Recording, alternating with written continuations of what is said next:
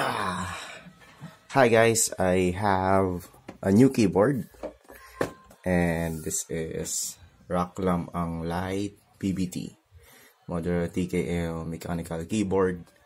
I believe this is new release last September 2021 together with RAKK Luma, and here it is. Classic looking. By the way, I'm holding my camera in one hand, my smartphone, by the way. So ayun, di ko na makuha. Yes, PBT keycaps. Yung unang na-release na RAKK Lam-Ang Lite is ABS keycaps. So this is the PBT. Quick trivia, mas matibay yung PBT. Longer lifespan kumpara sa ABS keycaps. So yun. Actually, ang ganda niyang, nabuksan ko na siya kanina, binili ko lang sa box. Ang ganda niya i-type. Para siya naka-lube. Kung madidinig nyo man. I believe ito yung tinatawag na mga nagko-customize ng keyboard na lube. Something like that. Yung nilalagay sa loob ng, or lubricant na nilalagay sa loob ng mechanical switches. So yun, may volume and brightness. Hindi ko pa siya natatry, pero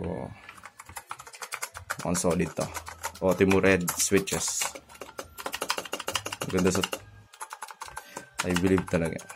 I hope ito yung lube para hindi na ako maglulube ng switches.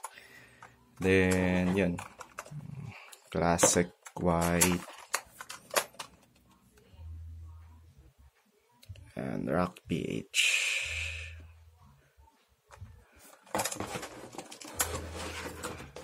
And then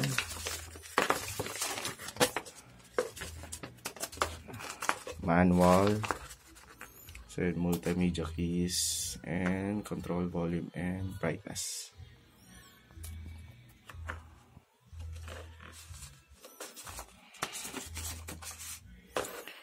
And then dito is